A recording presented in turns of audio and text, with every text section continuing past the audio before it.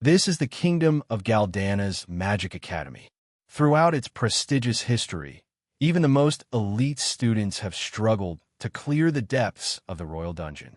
However, a legendary four-man party once shattered every record, reaching the 68th floor, a feat that remains unbeaten to this day. They were known as a legendary group of geniuses. Meet Alec Igrit, a calm young man with black hair and a white scarf. He's a support mage currently navigating the foggy swamp using a specialized water-walking spell. Despite the eerie atmosphere, Alec stays focused. It's finally time to tackle the dreaded 30th floor, a place he hasn't seen in a long time. Being back here after 4 years brings back heavy memories. Alec sighs, wishing he had a proper weapon, though he knows exactly what his team would say about it. He remembers his old friends from that legendary party, 4 geniuses who conquered the dungeon together. But that era is long gone. He shakes off the nostalgia with a sharp slap to his cheeks. His duty now is to protect his current party, even if they aren't the teammates he once knew. His current leader is Prince Regulus, an arrogant royal in silver armor. Joining him are Lenny, a fire magician, and Ix, the group's sturdy vanguard. The tension is palpable. Prince Regulus stops Alec, demanding to know what his specific job is within the party, while Alec holds a small magical artifact. Alec explains his role as support, but Regulus isn't satisfied. He leans in close, questioning whether Alec even did his job during their last encounter. The prince recounts the fight. He led the charge, Ix held the line, and Lenny unleashed her powerful fire magic to decimate the enemy. Meanwhile, Alec was in the back, casting endless streams of defense and enhancement spells. To Regulus, this looks like Alec was just standing around being useless. The prince loses his temper, calling Alec a disgrace. Alec tries to explain that support magic is crucial, but his words only make the prince more annoyed. Suddenly, Regulus notices a dagger hanging from Alec's waist. He demands an explanation for why a support mage is carrying a weapon. Regulus is outraged. His rules were clear: no weapons for commoners. He believed a lowborn like Alec should just do as he's told and stay in his place. Grabbing Alec's collar, Regulus's patience finally snaps. He reveals he only tolerated Alec because of his father's orders, but those days are over. With a violent rip, Regulus tears the court magician's robe right off Alec's back, declaring that he no longer deserves to wear it. The party turns their backs on him, preparing to take on the 30th floor the day after tomorrow. Alec is left standing in the ruins, tattered and dismissed. The prince's final words echo in the darkness. Alec is fired. The party has no room for a worthless mage who can only provide support. Back in his quiet room, Alec spends the night writing. He's not bitter, but he's deeply worried about the safety of those who just betrayed him. He knows the secret of the 30th floor. Magic is nullified there. Without his support, the party is walking directly into a death trap with lethal monsters. The insults about his commoner status and the sound of his pride snapping play over and over in his head. The betrayal hurts more than he wants to admit. Despite the pain, Alec's eyes sharpen with determination. He can't just stand by and let them throw their lives away due to their own arrogance. Gazing at his detailed notes on the magic-nullifying floor, Alec holds onto a sliver of hope. Surely, the prince would set aside his pride once he realized the true danger lurking ahead. Alec hurries back to the castle to deliver his final warning, but his path is abruptly cut off. The guards who once bowed to him now treat him like a mere civilian, blocking his entrance with cold, unsheathed steel. Alec tried to assert his former status, but the guards remained unyielding. To them, he was no longer a court magician, just another regular civilian bard from the royal castle without permission. The realization of how quickly he had been stripped of his identity hit Alec hard. The appearance of Lenny, the fire magician from his former party, sparked a brief flicker of hope in Alec. He thought he could explain the situation and get her to help him, but Lenny's cold smile delivered the harsh reality. His status hadn't just been questioned, it was revoked. She laughed at his shock, telling him he still didn't get it. Lenny loomed over him, her words dripping with disdain. She reminded Alec that he was nothing more than a common man now, no longer a court magician or anyone of importance. The bridge between the commoner and the royal circle had been burned.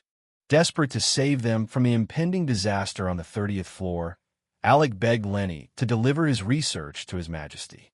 But Lenny merely scoffed, telling him to reflect on the crime of disappointing Prince Regulus and dismissing the legend of the 68th floor as nothing but a tall tale. He pleaded, insisting that King Firkus would never allow the prince to act so rashly if he knew the truth. In response, Lenny didn't use words. She simply took the scroll of Alec's painstakingly gathered research and tore it to shreds right before his eyes. The sound of his life's work being ripped apart was the final blow. Lenny called him disgusting and ordered the guards to throw the good-for-nothing out, leaving Alec standing alone amidst the fluttering pieces of his dedication. With his life packed into a single suitcase, Alec walked away from the capital. He reflected on the 4 years of service he had given since graduating from the academy. Years spent as a court magician, serving to the best of his ability, only to be tossed aside like trash. He muttered to himself, "I guess this is the end." Alec clenched his fist, a quiet fire burning in his eyes despite his calm exterior. He told himself that the prince's assessment wasn't true. He hadn't just been a background player. He had wanted to prove his worth as a mage, regardless of his birth. Lost in thought, Alec realized he had unconsciously wandered back to the place where his journey began, the academy stairs.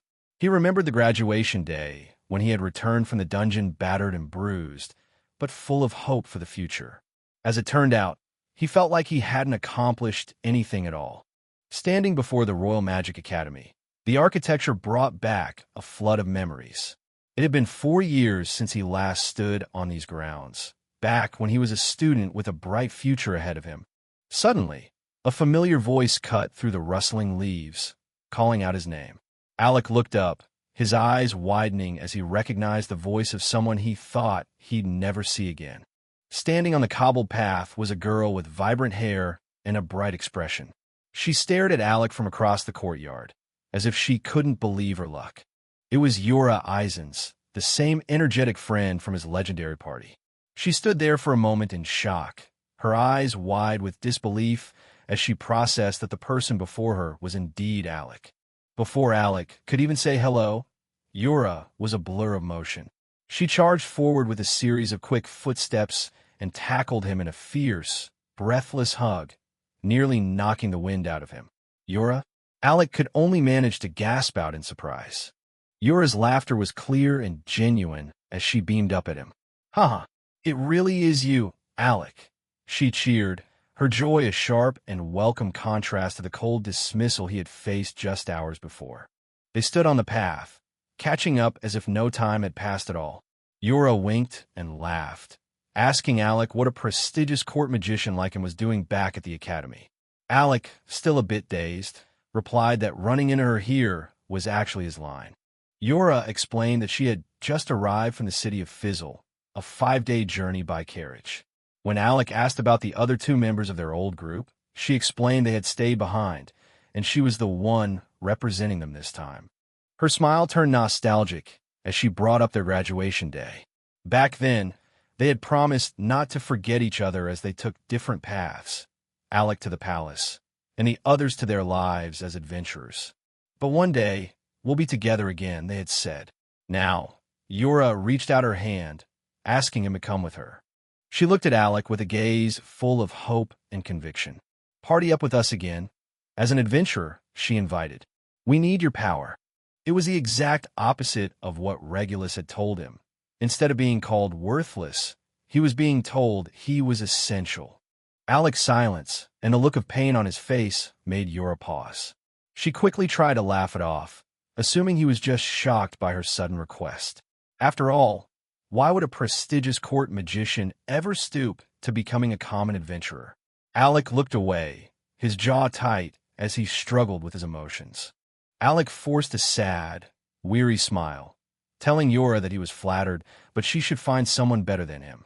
Yura, ever perceptive, realized something was wrong. Her smile faded as she looked at him seriously. asking him to tell her exactly what happened. When the truth finally came out, Yura's reaction was pure shock and burgeoning fury. "They fired you?" she cried out, her voice echoing off the ancient walls.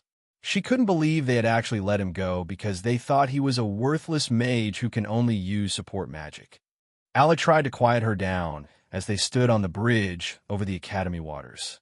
Yura ranted about Galdana being backwards and obsessed with nobility, while Alec sighed, saying he wasn't the same person he was 4 years ago. Yura, however, saw it as a lucky break for her. Now she could invite him without any worries. As they spoke, the memories of their legendary climb flooded back. They recalled the 68th floor of the royal dungeon, where the terrifying Hydra waited and a dimly lit teleporter stood as their greatest challenge right before graduation. It was the pinnacle of their journey together. They remembered standing at that precipice, packed with every item they could carry for the unknown. Together, the four of them had opened the door to their final trial, a moment of magic and camaraderie that still feels incredibly vivid, setting the stage for the life-or-death battle that followed. In the depths of the royal dungeon, the memory of that day remains vivid. On floor 68, the legendary four-man party faced their greatest trial, the colossal Hydra. Ornest, Yura, and Krasia were pushed to the absolute limit as the multi-headed beast loomed over them, its power shaking the very foundation of the dungeon. Yura was desperate, her breath coming in ragged gasps as one of the Hydra's heads prepared to strike. With the creature bearing down on her, she scrambled to cast a defensive spell, her hands trembling as she faced a threat that seemed far beyond her power. Suddenly, an ice wall erupted from the ground, shattering the Hydra's roar. Yura stared in surprise as the massive defensive barrier saved her from a lethal blow. Her teammates called out her name, but the Hydra wasn't finished. The other heads let out a deafening roar, readying their next assault. The Hydra launched a continuous barrage, its heads unleashing magical attacks from all 5 elements at once. Yura struggled behind her barrier, realizing that this was as much as she could handle. As her earth wall began to crumble under the sheer intensity of the assault, hope seemed to be slipping away. Then, a familiar voice cut through the chaos. "Yura, that's enough," Alex said as he stepped forward, his expression calm despite the destruction surrounding them. His teammates looked back at him with relief, knowing that their leader was finally taking the stage. Alec apologized for the wait and prepared a massive magical attack that combined the essence of all 5 great elements. With a single, decisive motion, Alec unleashed 5-colored release. The devastating surge of elemental power obliterated the Hydra's heads in a blinding flash, a display of strength that proved why he was the true leader of the Academy's most legendary party. Back at the Academy on graduation day, the air was thick with rumors. The momentous ceremony was underway, but the famous four-man party was nowhere to be found. Students whispered among themselves, wondering if they had met a tragic end in the dungeon and would never return. The whispers intensified as the crowd went through the names of the missing legends: Yura Eisens, Krasia and Rose, and Ornest Rain. They were the talk of the school, their absence casting a shadow over the festivities. But then, footsteps echoed on the stone path. No matter how reckless their final climb had been, they were back. Led by Alec Igrit, the 4 heroes returned to the Academy, battered and bruised, but carrying a legend that would be told for years to come. That was the day they cleared the 68th floor and concluded their adventure as students with a smile. They were the golden group of the Academy, for friends who had conquered the impossible together before taking their separate paths into adulthood. Returning to the present, Yura looked at Alec with the same sparkle in her eyes. "Let's start. A new legend," she said, her voice full of conviction. She wanted this to be more than just a reunion. She wanted it to be a continuation of the glory they had shared so long ago. They sealed the pact with a handshake, the sun setting behind them as they left the past behind. Their journey was no longer about royal service or noble duty. It was about the two of them seeking adventure once again on their own terms. Alec and Yura traveled by carriage, sitting among barrels and supplies as they left the capital. The long road ahead was a welcome change for Alec, a chance to breathe and eat a simple meal while the landscape shifted toward something new. They finally arrived at Fizzle, known across the land as the Dungeon Town. The streets were bustling with activity, a vibrant hub where adventurers from all walks of life gathered to seek their fortunes in the nearby ruins. Yura cheered with excitement, her suitcase in hand as she welcomed Alec to their new home. Yura explained that Fizzle was a place free from the stifling prejudice of the capital. It was a town where anyone could make a name for themselves, and her team had made it their base for a long time. But before they could head to the ruins, she insisted they get Alec registered at the local guild. "Isn't this exciting?" Yura beamed, her enthusiasm infectious. "Our grand adventure begins today." For Alec, seeing her so happy made all the hardship he'd endured at the palace seem like a distant memory. He offered a small, sincere smile in return. However, their first stop at the guild hit an unexpected snag. Misha, the cheerful receptionist, regretfully informed Alec that his application to enter the deep floors was denied. Yura stared in disbelief, her excitement suddenly replaced by a cold wave of shock. The Fizzle Adventurer Guild was packed with veterans, but at the counter, a major argument was breaking out. Yura pleaded with Misha to pull some strings, but the receptionist stood firm, reminding her that rules were rules, even in a town as free as Fizzle.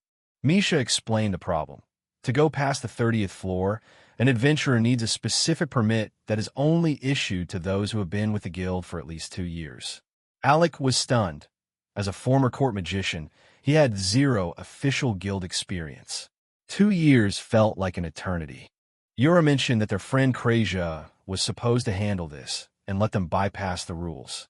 Misha laughed and admitted that Krasia had visited a few days ago, but her negotiation tactic was simply to tell the guild to quit your belly aching and give him the permit. Needless to say, it didn't work. Yura clutched her head in frustration, realizing that letting Krasia handle anything administrative was a massive mistake. Alec could only sweat drop, realizing that their old friend hadn't changed a bit. She was still as blunt and troublesome as ever. "I was a fool," Yura wailed as they sat outside in the town square. As they sat on a bench sharing sandwiches, the weight of the situation sank in. Yura's current team was already working on floor 52, and there was no way they could wait 2 years for Alec to catch up. But Alec remained calm, suggesting that they just start from where they actually could go instead of worrying about the deep floors. Yura's mood flipped instantly at the suggestion. "Wait, where can we go?" she asked, her energy returning. She jumped up, declaring that they were adventurers in the town of dungeons. They didn't need a permit for the early floors, so why not start there as a warm-up? Alec was swept along by her renewed enthusiasm. They stood before the entrance of the Fizzle Central Dungeon, a massive stone gateway leading into the earth. "Welcome to Fizzle, Alec. Let's have some fun." Yura cheered, her staff raised in triumph as they prepared to step back into the world of monsters and magic. They descended to floor 2, the verdant forest. The air was filled with the buzzing of red flappers, small but aggressive flying monsters. Yura gripped her staff, a spark of electricity dancing at the tip as she focused on the enemies. Their new legend was officially starting right here. As the red flappers swarmed them on the 2nd floor, Alec didn't hesitate. He raised his hand, casting a powerful enhancement spell on Yura, his magic circle glowing with a bright flash. Yura watched in awe as the familiar surge of power flowed through her, a reminder of the incredible support Alec had always provided. With his support magic boosting her every move, Alec took a moment to breathe. He watched the red flappers being decimated by Yura's spells, his eyes sharp and focused. This was what he did best, observing the field and ensuring his teammate had the absolute advantage. "Spell boost," he whispered, keeping the pressure on the swarm.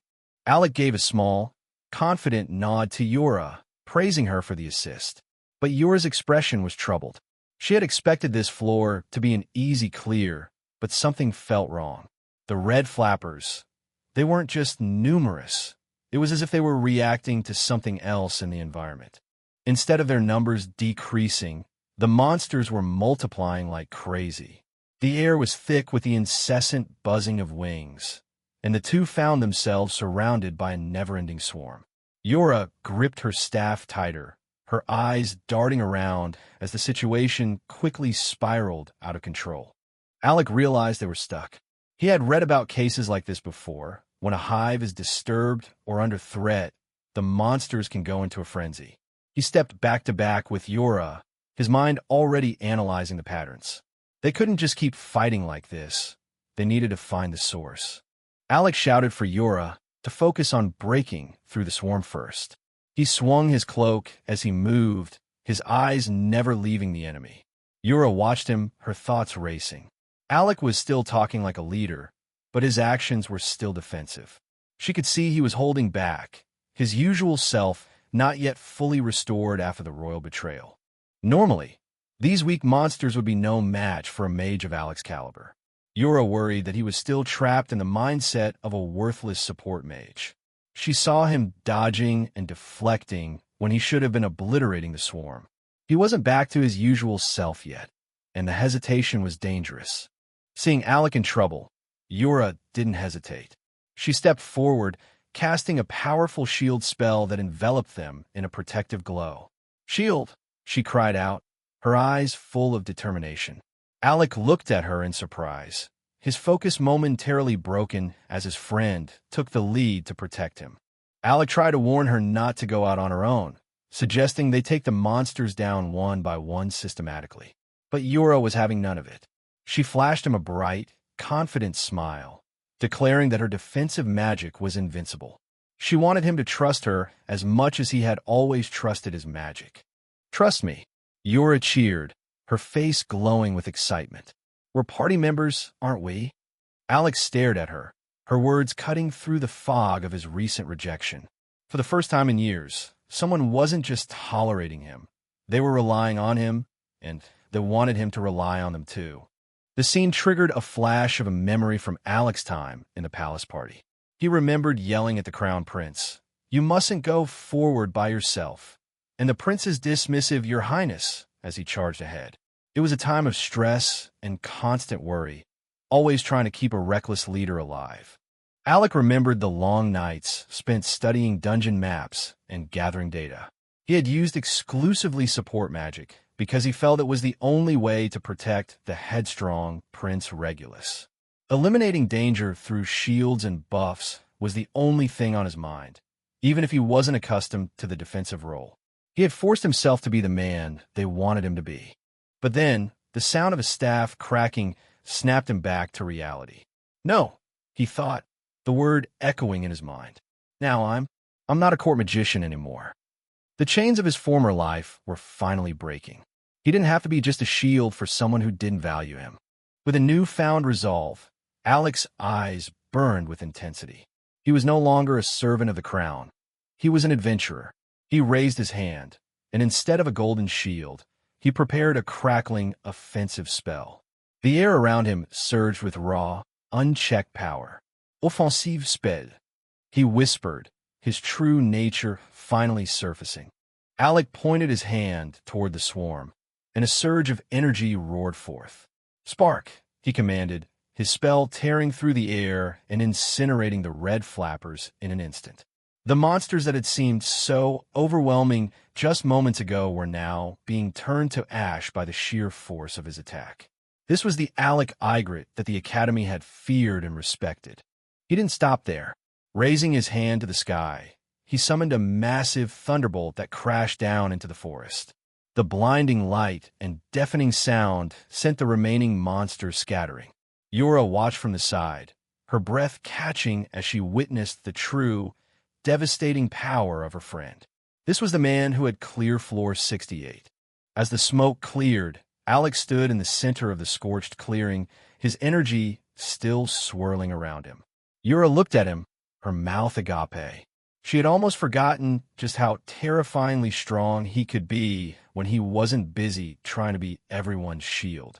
"You," she managed to whisper, her heart pounding. But the tension was quickly broken by a heavy smack on Alec's back. "You did it, Alec." Yura cheered, her face splitting into a wide, joyous grin. Alec was caught off guard, his intense battle aura vanishing in an instant as he stumbled from the impact. The sudden shift from epic mage to clumsy friend was classic Alec. "You had me worried for a sec there." Yura laughed, giving him a playful wink. She told him that he really was the best magician ever, and Alec couldn't help but offer a small, slightly embarrassed smile. He stood on the cracked earth, the debris of the battle a testament to his strength, but all he cared about was the genuine praise from his friend. However, the earth beneath him suddenly erupted with a massive boom. Debris flew everywhere as a colossal creature burst from the ground, sending Alec flying back. A huge, worm-like tail slammed into the stone, and Alec's eyes went wide with shock as he realized the true threat was finally revealing itself. Was all he could think as he tried to regain his balance. It was a madworm, a terrifyingly large monster that had been hiding beneath the verdant forest. In a horrifying moment, the creature's massive mouth clamped down on Yura, who had been caught completely off guard. "Yura!"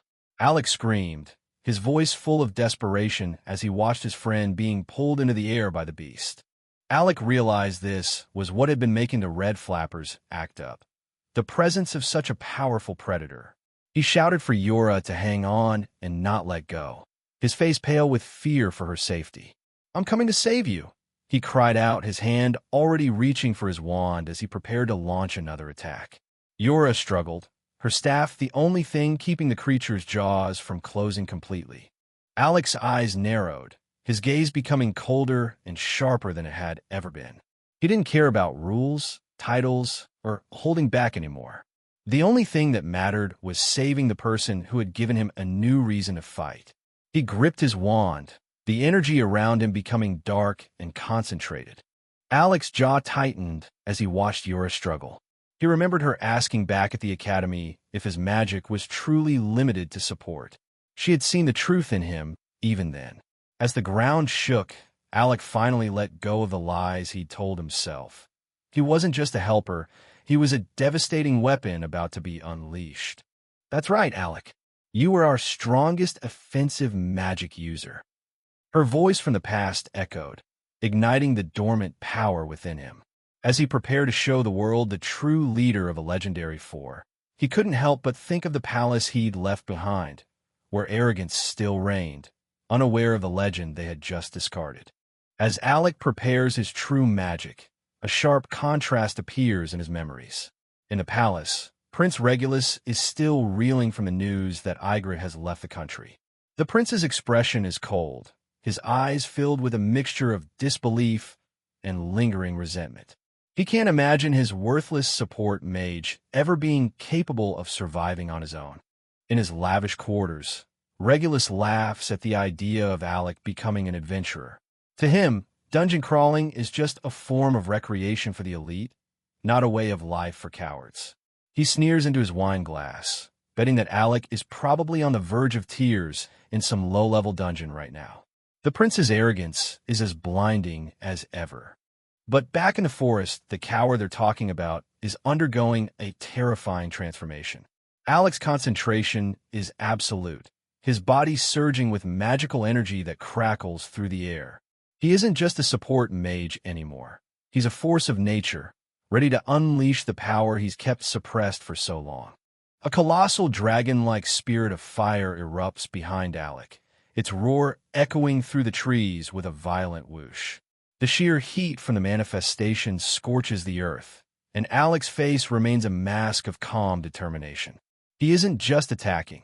He's erasing the threat that dares to harm his friend. With eyes glowing with elemental power, Alec whispers the name of his ultimate offensive spell, Sacrificial Blaze.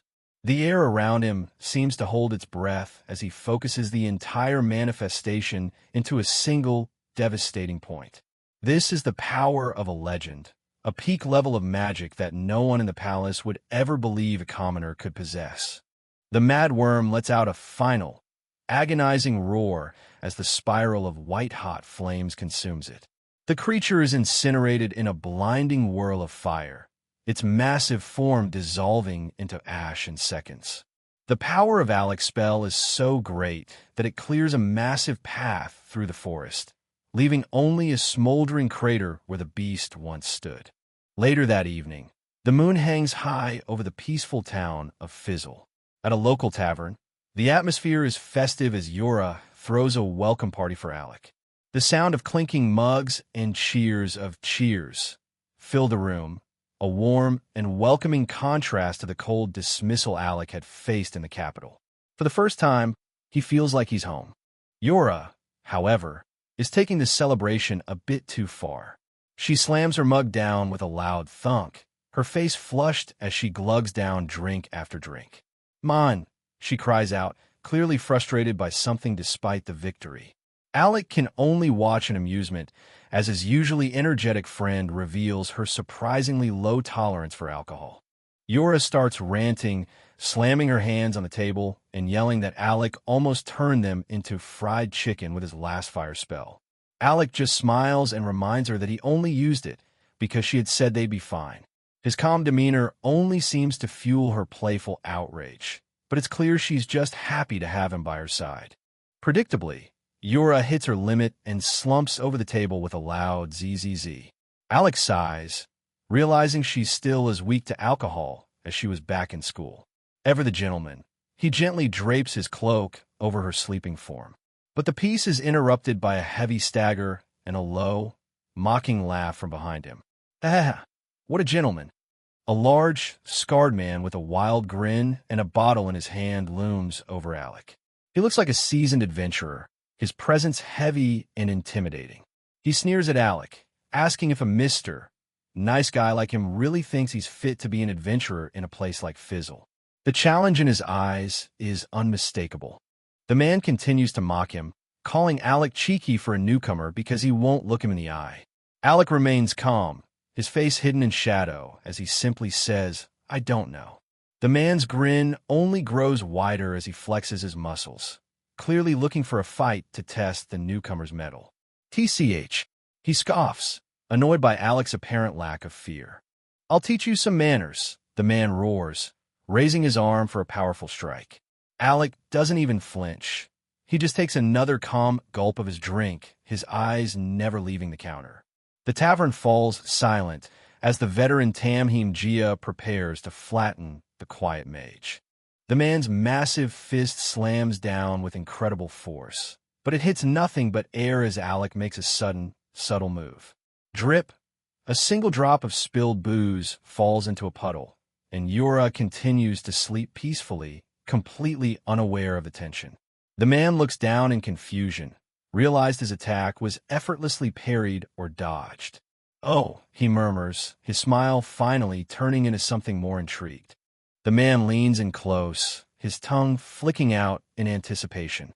"You're finally looking at me, Alec Igrit," he says, revealing that he knows exactly who the young man is. Alec flinches slightly at the mention of his name, a golden shield spell glowing faintly around his hand. "Shield? Huh." The man chuckles, realizing he's finally found someone worth his time. The man pulls out a small card and taps it on the table. It's an official deep floor permit. He mentions hearing about the elite court magician of Galdana and laughs at Alec's strange taste for becoming a common adventurer. Alec stares in shock. The very permit he was denied at the guild is now sitting right in front of him. Taking a final gulp from his broken bottle, the mysterious man offers a condition. Think of it as an apology for getting booze all over you. You can have it, under one condition. Alec's eyes are wide with anticipation as he waits for the catch. The air in the tavern is thick with the scent of destiny. "What is it?" he asks, his voice barely a whisper. The man's expression turns deadly serious, his eyes burning with a strange light. "It's magic. Show me your magic," he commands. The chapter ends on this dramatic challenge, with Alec standing at the threshold of a new life, his true power finally about to be tested by someone who truly understands its value. The journey from banished mage to legendary adventurer has truly begun. In the heart of a bustling tavern, a massive man with a commanding presence challenges Alec Igrit. He wants to see the boy's magic, sensing something hidden beneath his quiet exterior. Leviel Stans holds up an adventurer's permit with a knowing smirk. He knows Alec Eigret isn't just some drunkard, while a sleepy Yura Eisens finally starts to come around. The realization hits Alec Eigret like a ton of bricks. This man is the guild master himself. Leviel Stans just grins, clearly enjoying the young man's shock. "Follow me," Leviel Stans says, leading them toward the imposing Fizzle Adventurer Guild. This is the place where Alec Eigret's new life truly begins. They step into the guild's massive underground arena. The scale of the place is breathtaking, leaving Alec Eigret and Yura Eisens momentarily speechless. Leviel Stans cracks his knuckles, his expression turning serious. He announces that he will be the one to personally judge Alec Eigret's magic in this tryout. Yura Eisens isn't happy. Testing him right now isn't fair. But Alec Eigret remains calm, confident that he still has enough mana to see this through. Alec Eigret knows the stakes. He can't afford to fail here if he ever wants to catch up to his old friends and finally prove his true worth. The duel is on. Alec Eigret stands his ground as Leviel Stans readies himself. It's time to see if the former support mage has what it takes. As the fight begins, the name Leviel Stans echoes in Alec Eigret's mind. He's heard of this man before, a legend in his own right. 10 years ago, Leviel Stans was the powerhouse leading an S-rank party. Even past his prime, he's still leagues above most adventurers. The arena erupts. Alec Eigret fires off a thunderbolt, but Leviel Stans counters instantly with a torrent. Victory goes to the one who strikes first. The collision of magic sends a massive shockwave through the arena, a brutal display of power from both the young mage and the guildmaster. Alec Eigret is shaken. The sheer intensity of the blast is unlike anything he's faced recently. He quickly realizes this isn't just a simple test. Leviel Stans' activation speed is insane. Alec Eigret realizes he's at a massive disadvantage at long range and needs to change his strategy immediately. Closing the distance, Alec Eigret dashes forward, hoping to use more compact, rapid spells to take the veteran warrior by surprise. But Leviel Stans is a veteran for a reason. He activates an enhancement spell, his eyes glowing with a sharp, predatory intensity. Jet Booster.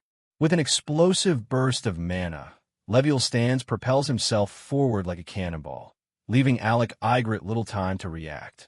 The speed is overwhelming. Alec Eigret can barely track the guild master's movements as the distance between them vanishes in an instant. Bam!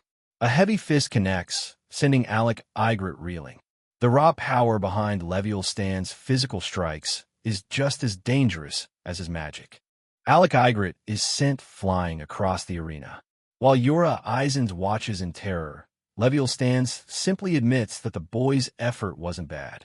Alec Eigret managed to get a shield up, but the impact still shattered his defenses. Leviel Stans is impressed he could even guard against a jet booster. Standing amidst the dust, Alec Eigret struggles to find an opening. Against an S-rank adventurer, there seems to be no room for a counterattack. In the suffocating heat of the duel, a mocking echo of Regulus's voice resurfaces in his mind. It's a bitter reminder of the time when his every move was restricted by those above him. The memory of being treated like a worthless commoner is the final straw. Alec Eigret realizes that in this guild arena, there are no masters to answer to, and he no longer needs to hold back his true power. Alec Eigret summons a magic blade, his eyes burning with resolve. "I'm not bound by any rules," he declares, signaling the end of his time as a mere support mage. Leviel Stans is thrilled. "Sure, bring it on," he shouts, eager to see if Alec's sword can match the grit of his shield magic. The guild master unleashes Torrent, a massive wall of water magic designed to crush any regular adventurer. Alec Eigret slashes straight through the magical torrent with precision. Leviel Stans laughs, mocking Alec's belief that a simple strike would be enough. Leviel Stans charges through the spray. "You think that'll be enough to block my fist?" he roars, turning himself into a human projectile. Alec Eigret realizes that blocking such a heavy, momentum-driven strike head-on would be a death sentence. But Alec was counting on the rush. He lets the guild master get close, lightning crackling in his palm. He's been aiming for this exact opening. Thunderbolt. A point-blank blast of lightning slams into Leviel's stands, lighting up the arena with a blinding flash of energy. The two fighters lock eyes amidst the smoke and sparks, neither one willing to give an inch in this test of wills. They trade blows with feral intensity, the arena echoing with the sound of physical and magical impact. Alec Igret dashes past, his blade leaving a trail of light. A quick, decisive maneuver in the heat of battle. Leviel stands, wipes a drip of blood from his mouth, a wide grin spreading across his face. He's impressed Alec broke through his magic so quickly. Yura Eisens watches, her heart in her throat. Man, this is fun. Leviel stands bellows. He activates a jagged, dragon-like gauntlet on his arm. Alec Igret, the real fight starts now. He introduces his favorite artifact, Dragneel. Artifacts are legendary treasures from the deepest dungeons, coveted by every adventurer for their world-altering power. These rare items include weapons, armor, and accessories, each capable of turning a mediocre warrior into a demigod. The magic within an artifact like Dragneel bestows powerful blessings upon its user, making them nearly unstoppable in combat. Alec Igret is forced to dodge as Leviel stands brings the full brunt of the fangs down on him. The power gap has just widened significantly. A single punch from the artifact-enhanced Guild Master shatters the stone floor like scrapwood. Alec realizes that fighting a legend with an artifact is a whole different ballgame. Leviel stands notes that the last exchange was just a small taste. Alec Igret refuses to surrender, crackling with mana as he prepares another thunderbolt. That won't work. Leviel stands roars, brushing off the lightning strike with his artifact-shielded arm.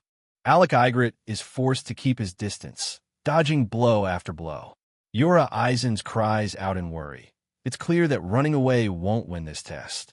Dragneel is a masterwork of equipment, excelling in both overwhelming offense and impenetrable defense. It's a solid wall Alec can't seem to crack. Suddenly, a healing light glows from the artifact. Dragneel grants a healing effect to its user, meaning the longer this battle lasts, the worse it gets for Alec. Yura Eisens stands frozen at the sight of the Guild Master's relentless power. Alec Igret's frustration boils over as he watches the artifact's healing light erase his hard-earned progress in mere seconds. Refusing to let his efforts go to waste, Alec Igret charges back into the fray. As if I'd let you recover any more of it, he cries, throwing himself into a desperate assault to outpace the insurmountable healing. Alec Igret realizes his standard attacks are just being absorbed by Leviel Stand's healing artifact. The Guild Master smirks, warning that if Alec doesn't find a way to strike harder, the recovery will be total. Catching his breath, Alec Igret understands the grim reality. He needs a high-output spell at point-blank range, but he's dangerously low on mana. His mind drifts back to his academy days, remembering how he'd push himself to the brink by sleeping in dungeons. Realizing how much his body has softened during his time with the prince, Alec Igret flashes a sudden, confident grin. Leviel Stands is taken aback by that relaxed smile. Before he can react, Alec Igret lunges forward, a blur of calculated movement. The two warriors clash in a violent sequence of slashes and parries. Alec Igret maneuvers with a veteran's grace, searching for the slightest gap in Leviel Stand's defense. Cheeky little bastard. Leviel Stands roars, clearly both impressed and frustrated by the young man's tenacity as they exchange rapid, heavy blows. Leviel Stands throws a mana-infused punch that shatters the air. Alec Igret narrowly avoids the full brunt of the impact, the shockwave alone rattling his bones. Leviel Stand's grin returns as he taunts Alec Igret to hurry up. Alec remains unfazed, focusing every remaining drop of his mana into his final gambit. Leviel Stands lunges with his artifact gauntlet, Dragneel, aiming to finish the match with a single, earth-shattering blow. Wham! The arena floor erupts as the guild master's fist connects with the ground, sending massive shards of stone through the chamber. Yura Eisens watches in horror, fearing the worst. But as the dust settles, Leviel stands looks shocked. His target has vanished into a shower of sparks. A sudden snap echoes through the arena as Alec Igrit's equipment fails. Shards fly everywhere, but Alec is already in position, summoning a glowing shield to trap Leviel stands. Yura Eisens shouts Alec Igrit's name, realizing he was aiming for this exact moment. He thrusts forward with all his strength, plunging into the opening he created. Stab! Alec Igrit lands a devastating, precise strike straight through the guild master's defense, leaving both Leviel stands and Yura Eisens breathless. Leviel stands is knocked back, his armor groaning under the pressure. Stunned, he looks down at the wound as Yura Eisens watches in disbelief. Alec Igrit stands firm, clutching the hilt of his broken wand. How was this only a tryout? He mutters, the strain of the battle finally catching up to him. He doesn't let up, delivering one last decisive blow that bypasses the guild master's artifact enhanced guard. With a final crack, Alec Igrit's wand shatters completely. It served him well, but it reached its absolute limit against an S-rank opponent. With his mana and equipment gone, Alec Igrit collapses to the floor with a heavy thud, his consciousness fading as the battle concludes. Alec Igrit lies unconscious, the arena falling into a heavy silence. Leviel Stan stares at him, while Yura Eisens can only look on in shock. The match is finally over. Clack, clack. The sound of heavy boots on stone echoes through the arena as a mysterious figure approaches. A white-haired man with spiky hair and a cocky smirk appears. This is Ornest, a fierce warrior and an old acquaintance. He mocks Leviel Stans for needing his secret ace against a mere newbie. Leviel Stans sighs, admitting that Alec Igrit is far more than he expected. He tells Ornest to take as many permits as Alec needs, having been fully convinced by the boy's skill. Ornest grins down at his unconscious comrade, his pride for Alec Igrit shining through his cocky exterior. Hear that, Alec? You won this stupid fight, he says, his voice echoing in the silent arena. Alec Igrit remains out cold, a faint, satisfied smile on his face despite the bruises. Ornest lets out a booming laugh, his eyes already drifting toward the others as he prepares to stir up some trouble. Ornest, a spiky-haired warrior with a cocky attitude, teases Yura Eisens for keeping all the fun to herself. But Leviel Stans quickly shuts him down, reminding Ornest of his own humiliating defeat at the tryouts 4 years ago.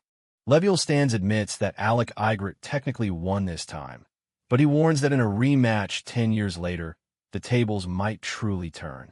Ornest just scoffs at the thought, his ears twitching with annoyance. Ornest's temper flares as he calls the guildmaster a decaying old geezer. Yura Eisens has to physically restrain him before he starts another brawl right there in the lounge. In the quiet of a private lounge, Alec Igrit rests.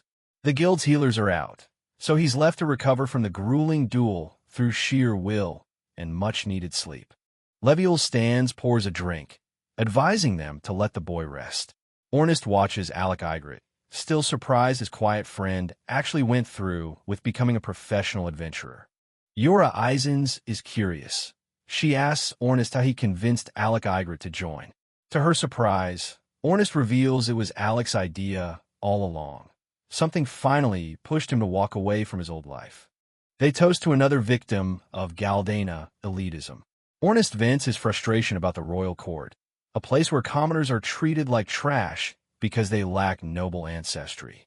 Ornest finds it hard to believe that Alec Igrit managed to put up with that stifling, arrogant environment for 4 long years without snapping. Leviel Stans asks the obvious question. If it was so miserable, why did a talent like Alec Igrit stay there for so long? Ornest gives the simple, cold truth. Money. Ornest looks away, the reality of their world weighing on him. Alec needed the high salary of a royal mage to survive, even if it meant sacrificing his dignity. Yura Eisens explains the heartbreaking reality. Alec Igrit's mother died of illness, and his father was struggling. He took the royal job solely to provide for them. I see. Leviel stands murmurs, finally understanding the boy's motive. The somber mood is shattered when a guild receptionist bursts into the room in a panic. "Guildmaster, we have a problem," she screams, her face pale with worry. The receptionist, Misha, is completely flustered. Yura Eisens tries to calm her down, but Misha can only stammer about something terrible happening outside. Duty calls. Leviel stands up, warning Ornest and Yura Eisens not to touch the expensive booze on his shelf as he heads out to handle guild business. Ornest just shrugs, unbothered. With the boss gone, Ornest pops a bottle and turns to Yura Eisens. He wants the full story, every painful detail of what happened with Alec Igrit. Ornest is nearly speechless with rage. He learns that Alec Igrit was forbidden from using offensive magic and forced into pack mule duty for the Crown Prince. Yura Eisens adds that the nobles even called Alec Igrit's specialized support magic useless. Ornest is fuming, his anger towards Galdana's royalty reaching a boiling point. She explains how Alec Igrit had to learn high-level defensive spells from scratch despite having no natural aptitude for it. Ornest is disgusted that such dedication was dismissed as worthless by the prince. The fury in Ornest's eyes is terrifying as Yura Eisens confirms that the prince finally fired Alec Igrit, claiming the party didn't need him anymore. Ornest's grip on his glass tightens. Crack! Ornest's fist slams into a nearby window, the glass shattering into 1,000 pieces as he lets out his explosive frustration. Yura Eisens flinches at the sudden violence. He's absolutely livid about the lack of respect shown to his friend. For Ornest, this isn't just about a job. It's about the systematic disrespect Alec Igrit endured for years. The noise finally rouses Alec Igrit. He looks up, confused and weary, at his white-haired friend. "Ornest, what are you doing?" he asks, his voice barely a whisper. Ornest quickly tries to hide his anger, huffing as he shakes off the dust. "Just blowing off steam." "Don't mind me," he says, trying to regain his usual confident smirk. Yura Eisens is beaming as she finally hands Alec Igrit his new adventurer permit. It's the official proof of his freedom, though the weary mage is still a bit dazed from the duel and unsure of exactly where he stands now. Alec Igrit offers a faint smile, hoping they can join Ornest in whatever dungeon he's currently working on. But Ornest's expression turns dark. He believes there's something far more urgent they need to settle before any new quest can begin. Ornest, a hot-blooded warrior with spiky white hair and a wild spirit, is absolutely livid. He slams his hand down, shouting about raiding the royal court and beating the prince's party to a pulp. Alec Igrit can only watch his friend's explosive reaction in weary silence. Alec Igrit tries to stay calm, but Ornest isn't interested in being reasonable. To him, when someone hurts your friend, you hurt them back. It's common sense. Yura Eisens can only let out a long sigh as Ornest continues his rant. Ornest is shocked that Yura Eisens seems to be taking the disrespect so lightly. But her expression quickly changes. She's not fine with it either, her eyes flashing with a hidden, simmering anger. Alec Igrit gently places a hand on his friend's shoulder. He believes that simply enjoying his life as an adventurer to the fullest will be more than enough to prove the prince wrong. That in itself is the ultimate revenge. The idea finally clicks for Ornest. His anger turns into a wide, excited grin. "That's it, Alec. We just got to become the strongest adventurers in the world." He starts relishing the thought of the royal snobs running into trouble and being forced to beg for their help. Ornest laughs, already imagining himself turning them away with a smug "told you so." Ornest is clearly looking forward to the day he can finally tell that arrogant prince a big, fat no. His enthusiasm is infectious, despite the heavy past they share. Alec Igrit admits that reaching the top does sound far more appealing than being a royal bodyguard. As the group finds their new purpose, the scene shifts outside to the quiet guild hall as night falls over the city. Suddenly, the doors burst open. Krista, a blonde knight with her armor shattered and her body covered in blood, collapses onto the floor. She is gasping for air, the lone survivor of a mission that clearly went horribly wrong. Leviel stands watches with a grim, serious expression. An S-rank party suffering this kind of defeat is an omen of disaster for the entire guild. Krista manages to choke out a desperate plea to assemble the members immediately. They need help, and time is running out. Guildmaster Leviel stands, counts the gathered A-rank adventurers, weighing the strength of the room. Beside him, Krista, the sole survivor of the S-rank team Rechroma, looks on with a weary and bandaged face, her eyes reflecting the horrors she just escaped. Among the crowd are Ornest and Yura Eisens, two of Alec's former teammates who have already made a name for themselves in the Fizzle Guild. They listen intently as the gravity of the situation sinks in. The room is thick with tension as Leviel lays out the map. The mission is simple but deadly. Descend to the 64th floor of the Tank Killer dungeon and rescue the remaining members of the S-rank team Rechroma. Krista's eyes widen when she hears Alec Eigret's name. She looks at Ornest, her voice trembling as she asks if he's referring to the legendary five-colored magician. She recalls a legendary feat from years ago, a magician who defeated a five-headed hydra in a royal dungeon by striking each head with a different elemental spell at the exact same time. It was a display of skill that most thought was impossible. We gave up, thinking such a feat was impossible, Krista admits, still in awe of the story. Ornest glances at Alec, a smirk playing on his lips, wondering how his friend can stay so humble despite being a literal legend. Alec Eigret remains quiet, his eyes fixed on the documents in his hand. He spent years trying to live as an ordinary person, and he isn't ready for his past to catch up with him just yet. Feeling like an outsider among the high-ranking adventurers, Alec slips away to the guild's library. There, he meets Misha, the librarian, who is surprised to see him away from the important meeting. Alec gives her a polite smile, insisting he's just a newcomer and doesn't belong in such high-level discussions. He treasures his quiet life, far from the burden of being a hero. But Ornest and Yura Eisens aren't about to let him hide. They find him among the bookshelves, and Alec once again reminds himself to keep a low profile and avoid making waves. Suddenly, a finger pokes his cheek, breaking his train of thought. Alec winces, his quiet moment interrupted by a very familiar presence. It's Krasia, the team's former healer. She scolds Alec for his grim expression, telling him that frowning all the time only makes him look older than he actually is. Krasia leans in close, her eyes searching his. Alec is stunned to see her here. It's been years since the old party was all together in one place. The two share a brief, tense exchange as Alec tries to apologize for his mood. Krasia can see right through him. She knows her friend hasn't been taking care of himself. Well, from the looks of it, you haven't been doing well, Krasia says softly, her voice filled with a mix of concern and old affection. Without another word, she activates her signature spell, Heal All. A warm, golden light envelopes Alec, washing away the fatigue and the small, lingering wounds from his recent battles. Alec is speechless. The sheer power and warmth of Krasia's magic are exactly how he remembers them. It's a reminder of the bond they once shared.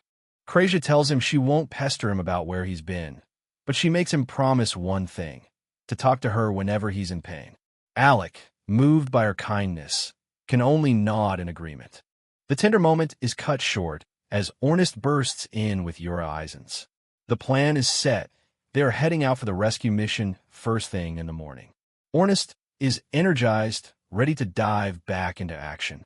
It's the adventure we've been waiting for, Alec, Ornest exclaims, his eyes gleaming with excitement. For him, this isn't just a mission. It's the rebirth of the legendary party. The next morning, the group stands before the entrance of the Fizzle West dungeon. The massive stone gates loom over them, leading into a place few dare to tread. Yura Eisens explains that this dungeon is nicknamed the Tank Killer because healing magic is completely neutralized inside. To survive, they'll have to rely on potions and their own combat skills. Alec is surprised that Krasia agreed to such a dangerous mission where her primary skill is useless. Krasia, however, looks far from happy, her face scrunched up in an annoyed pout. Kreja fumes, making it clear that she objected, loudly. But it turns out Ornest had simply forced the decision through a majority vote, completely ignoring her valid fears about entering a dungeon where her healing magic is useless. As they fall back into their old, chaotic rhythm, Ornest doesn't miss a beat in teasing his clean freak friend. Kreja glares at him with murderous intent, and it's clear she's just seconds away from finally snapping. Yura Eisens looks absolutely exasperated as Kreja kicks Ornest, who's already shouting at the top of his lungs. She can't help but worry that they might literally kill each other before they even set foot in the dungeon. Alec Eigret watches the chaos with a faint, gentle smile. To him, this bickering feels deeply nostalgic, a reminder of the days when they were just a bunch of academy students causing trouble together. Yura explains the stakes to Alec, mentioning Krista, the S-rank adventurer who returned yesterday. Krista's party, Rechroma, was also exploring the Tank Killer dungeon but got overwhelmed by the boss, forcing her to run back alone to seek help for her trapped teammates. Ornest takes a moment to lie back on the grass, looking surprisingly calm despite the gravity of the mission. He notes that without a special strategy, they'd have zero chance of rescuing anyone once they hit the 64th floor. Yura pulls out a small, intricate sphere, a core. She explains to Alec that these are essential for deep floor exploration, as they allow a party to skip the boss fight to the upper floors and teleport straight to the depth where the core was originally found. Holding the glowing orb, Yura reveals that while their own core is only from floor 52, they can use the one Krista brought back to skip directly to floor 64, where the real danger begins. Yura's expression turns even brighter as she holds up 2 fingers, explaining that the Guildmaster is leading the main rescue team. Their own party, as Yura puts it, is essentially just an add-on to support the high-rank group. Kreja listens intently, her expression serious. Alec Eigret smiles at the news, genuinely relieved to hear it. Being just an add-on fits his desire for a quiet life perfectly, as it means he won't be forced into the spotlight as a hero. Ornest, however, is far from pleased with their collective lack of ambition. He grumbles that they should at least be a little upset about being sidelined, while Kreja just giggles at his frustration and Alec tries to laugh it off. Alec reflects internally, feeling that he isn't even qualified to be part of the backup team. He believes his combat skills have definitely deteriorated since his days at the academy, making him a true burden. His self-doubt is met with a unified gaze from his friends. Ornest, Yura, and Kreja stand tall, and Ornest declares that there isn't anyone more qualified for this task than Alec himself. Ornest flashes a confident grin, asserting that you simply can't have the strongest party without the strongest magician by your side. He mocks the idea of anyone else joining, saying they would only hold him back. Yura, meanwhile, seems a bit exhausted by Ornest's loud confidence. Ornest reveals a secret. The Guildmaster only agreed to give them the skip core on the condition that Alec Eigret came along. Kreja smiles warmly, realizing that even the Guildmaster has taken quite a liking to the modest magician. Alec can only look on in shock. Grabbing Alec by the shoulder, Ornest declares that it's time to continue their legend. The word legend brings a nostalgic smile to everyone's faces as they remember the incredible things they achieved together in the past. Memories of their academy days flood back, a time when they were just students, bruised and battered after training, but always laughing together. Even then, they were determined to make the whole world know their names. In a dramatic circle shot, the 4 friends look down with determined and joyful expressions. This next chapter of their lives is going to blow everyone away, just like their legendary academy days did. The scene shifts as the party enters the dark, oppressive halls of the dungeon. Almost immediately, they are confronted by a swarm of skeletons rising from the shadows, and Ornest wastes no time in charging forward. With a thunderous BM, Ornest smashes through the bone and armor of the undead guards. His strikes are precise and devastating, leaving nothing but dust in his wake. Ornest stands amidst the shattered remains of his enemies, looking thoroughly unimpressed. He had expected more resistance from the monsters on the 64th floor, given the dungeon's fearsome tank killer reputation. Behind him, Alec and Yura follow his lead. Behind him, Alec and Krasia watch the display of power.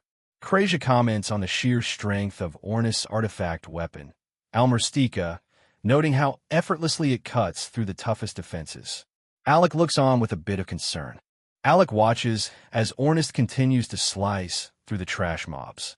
He asks if they should jump in and help, but Ornith, already looking for the next target, dismisses the idea, telling them there's no need to lift a finger yet. Ornith continues his rampage, his spear swirling in a deadly arc that pulverizes anything in its path. He's determined to clear the way for his teammates single-handedly, letting out a wild cry of "T.O. me" as he strikes. Later, during a brief moment of rest deep within the dungeon, the group shares a meal.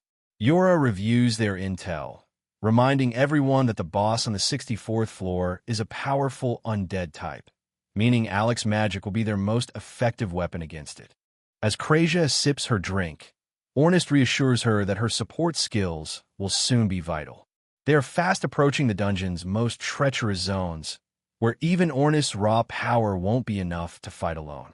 Alec Ygritte remains silent, a cold shudder running down his spine as he stares into the dark abyss of the corridor.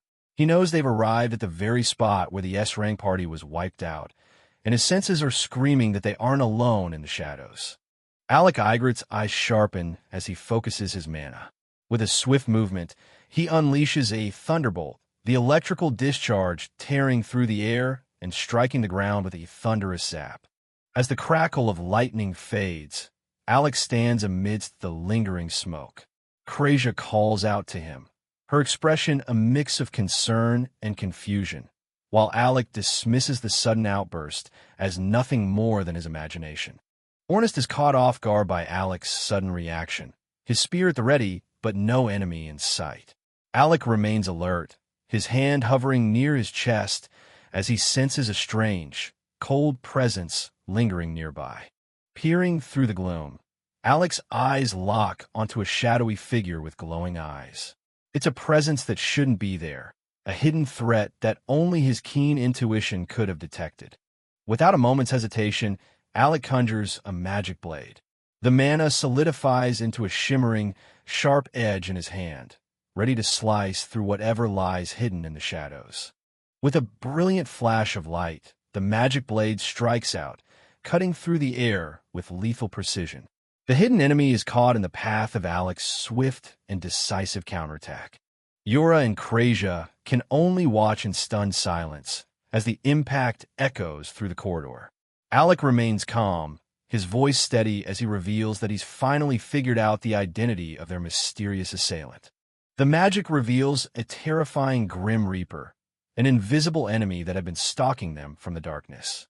Alec stands tall, crushing a skeleton's skull under his boot as the monstrosity is laid bare. Ornith flashes a triumphant grin, his spiky hair caught in the wind of the battle. He's thrilled to see Alec's prowess, shouting that he knew his friend's skills hadn't deteriorated one bit over the years. The clash of metal against mana rings out with a loud clang. Alec moves with a grace that contradicts his humble demeanor, his every movement a testament to the mastery he spent years refining. Alec and Ornith stand back to back, a seamless duo amidst the chaos. The trust between them is palpable, a bond forged in countless battles that even years of separation couldn't break. Alec shoots an annoyed look at Ornith, realizing he's been set up. Ornith just smirks, completely unbothered, while an army of skeletons begins to swarm them from every direction. Alec admits he sensed the enemy, but didn't know how to force it to show its face. Ornith launches into the horde, his spear smashing through bone with a thunderous BM. He's in his element, his raw power more than enough to handle the initial wave of undead guardians. Ornith's eyes gleam with a mixture of arrogance and deep respect. He tells Alec that if a genius like him recognizes his talent, then defending against these monsters should be a piece of cake. Alec is moved, realizing this is the kind of trust and expectation he hasn't felt in 4 long years. Wait, no. Like hell I'll accept that excuse. Alec yells, charging forward to finish the job. He isn't about to let Ornest off the hook for putting them in this much danger just to test him. The magic blade slices the Grim Reaper in two, the creature's hollow scream silenced in an instant. Ornest watches with a satisfied smirk, seeing his old friend truly begin to cut loose. Yura and Krasia look on, their expressions a mix of awe and relief. Seeing Alec and Ornest working together again is a sight they never thought they'd witness after so much time had passed. Yura tries to apologize for the mess, while Krasia just sighs, pointing a finger at Ornest. She tells Alec to direct all his complaints to the idiot over there who caused all this trouble in the first place. Ornest lets out a hearty laugh and reaches out to grab Alec's hand. He knows the mission has only just begun, and they'll need to work together if they want to survive and make it back to the surface. Alec, though clearly annoyed, accepts the handshake. The group stands together in a vast, ruined courtyard, surrounded by the remnants of the skeleton army. Ornest surveys the area, noting that the 64th floor is actually proving to be a challenge worth their time. Yura reminds Ornest that they're here on a rescue mission, not to clear the entire dungeon for fun. Krasia joins in, calling Ornest an idiot who never listens, no matter how many times he's told. Ornest just grips his weapon, unfazed, with a determined cry of, "Let's make this fast." The two men dash deeper into the ruins. Yura and Krasia follow close behind, their eyes set on finding the trapped members of Rechroma. Alec focuses his mind once more, his eyes filled with a quiet intensity. He prepares to cast his most reliable and efficient spell, Thunderbolt. A streak of lightning slices through the dark courtyard as Alec strikes down another wave of enemies with cold efficiency. Ornest, however, watches with growing suspicion, finally speaking up to ask why Alec is stubbornly refusing to use anything besides that one basic spell. Ornest reminds him that back in the day, his magic was far more diverse and powerful. He can't fathom why Alec would limit himself in such a deadly place. But for Alec, the question unearths the weight of memories and deep-seated habits that he hasn't been able to shake. Alec Eigret's mind drifts back to his time as a bodyguard for Prince Regulus. He remembers the arrogance of a young prince, who would often charge into danger without a second thought, forcing Alec to always be on high alert to protect him. This experience is exactly why Alec prefers Thunderbolt. It's the fastest spell to activate, allowing him to react instantly to any threat against those he's sworn to protect. It's a habit born from years of selfless service, even if the one he protected never appreciated it. Ornest, sensing something is off, tries to question Alec about what he's hiding. Alec, however, quickly dismisses the topic, urging the group to hurry forward just as a loud thud echoes through the dungeon, signaling a change in the atmosphere. The group feels a sudden vibration beneath their feet. Alec, Yura, and Krasia stop in their tracks as the rumbling intensifies. Whatever is causing this is on the same floor as them, and it's getting closer by the second.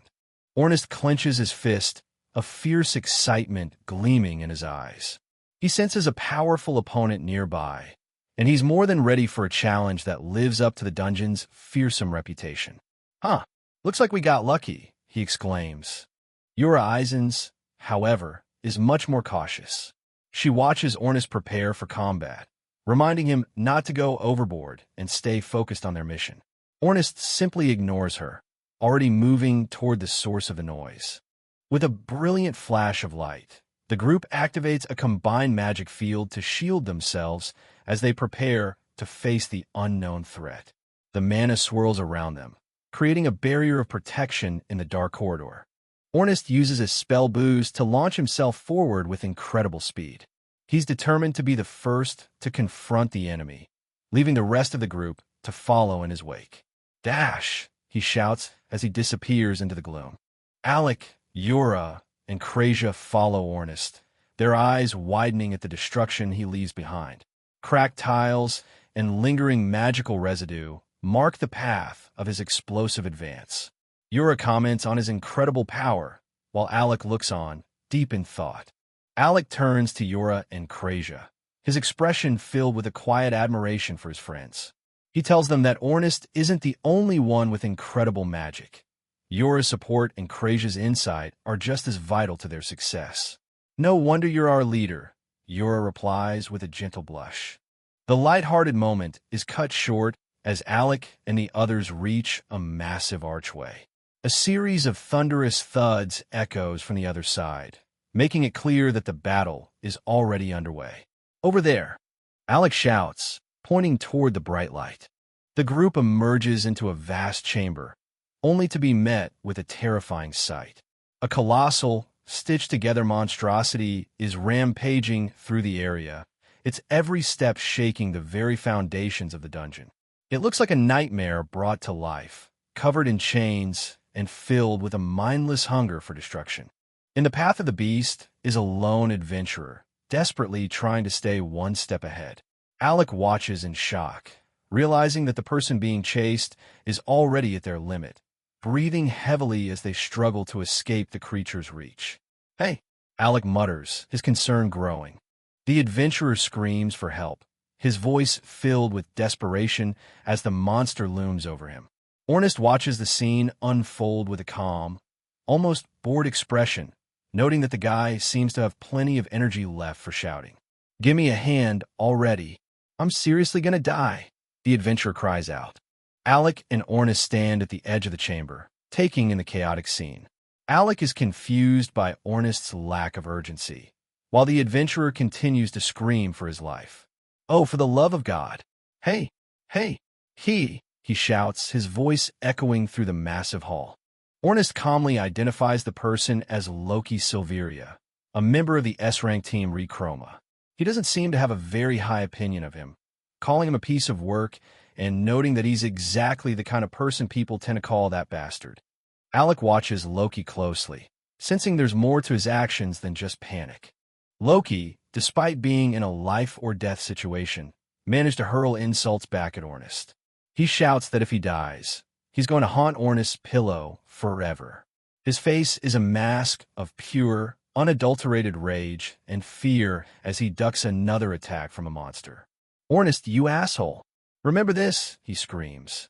As Loki continues his frantic retreat, he mutters to himself about the grudge he'll hold against Ornist.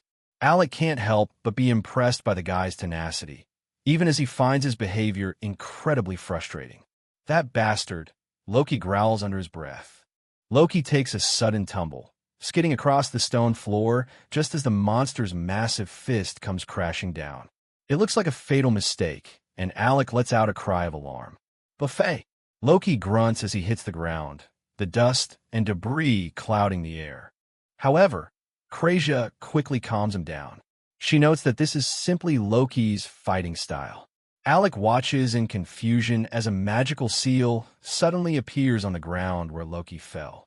The trap flashes with a brilliant light, catching the monster off guard. "Oh no!" Alec shouts, still not understanding the plan. The monster lets out a deafening roar as a massive beam of energy erupts from the magic trap, striking it square in the chest with a thunderous BM. Loki, still on the ground, has a devious smirk on his face, his plan finally coming to fruition. It turns out he used himself as bait to lure the beast into a lethal ambush. Alec watches in awe as the magic trap does its work. Several magical spears erupt from the ground, stabbing deep into the creature's tough hide with multiple stab sounds. "Nice! A magic trap!" Alec exclaims, his respect for Loki's unorthodox tactics growing by the second. Loki lets out a triumphant "H-E-H" as he watches the monster scream in pain. He's managed to turn the tables on a far superior opponent through pure guile and a complete disregard for his own safety. The creature's roar of "JH" echoes through the chamber, signaling its growing rage. Loki Silveria breaks into a fit of maniacal laughter, his voice echoing through the chamber as he revels in the success of his reckless bait. He looks like a completely different person from the terrified survivor he was just a moment ago, basking in his own cunning. "Huh. Ha ha ha ha. Another one falls for it," he shouts with glee. Loki stands back up, eyes full of cruel satisfaction as he mocks the monster for falling for such an obvious ruse. But his triumph is interrupted by a low, ominous vibration. The monster's stitched jaw unhinges, and a terrifying "Voem" resonates through the hall as a concentrated mass of energy begins to surge in its throat. As the light intensifies, Loki's smug grin slowly starts to fade. Loki Silveria smirks, his voice dripping with arrogance as he taunts the beast one last time. But his confidence is short-lived. A sudden look of horror crosses his face as he realizes his legs won't move. "Crap, I can't move my legs," he gasps, just as a massive magical seal forms in the monster's open maw. "Just kidding," he mutters, the irony of his situation not lost on him. With a deafening brrrr, the monster unleashes a devastating beam of pure energy. The blast tears through the air, obliterating everything in its path as it races toward the paralyzed adventurer. It looks like the end for Loki Silveria, but a blur of motion cuts through the chaos. Ornest, moving with speed that defies belief, lunges forward and scoops Loki up just before the blast connects. He carries the S-rank adventurer out of harm's way, his expression one of calm, professional focus. Ornest drops Loki onto the ground, a cocky smirk playing on his lips. He tells the bastard to be grateful for the save, while Loki, his pride still intact, grumbles that he was perfectly fine struggling on his own. Behind them, the monster lets out another roar, the ground shaking as it prepares for its next move. But that guy jumped out anyway, Loki notes, his eyes fixed on someone else. Alec Eigret's eyes narrow as he watches the colossal threat. The time for hiding and blending in is over. A quiet, lethal intensity fills his gaze, the mark of a true master who is no longer willing to stand on the sidelines. A soft SWF sound echoes as he steps forward into the light. Alec stands alone before the towering monstrosity, his small frame a stark contrast to the beast's overwhelming size. The ground rumbles as the creature prepares to strike, but Alec remains unfazed, his white coat billowing in the magical wind. With a voice that rings out with cold, absolute authority, he makes a single declaration: "Let the game begin." The legendary magician has finally returned.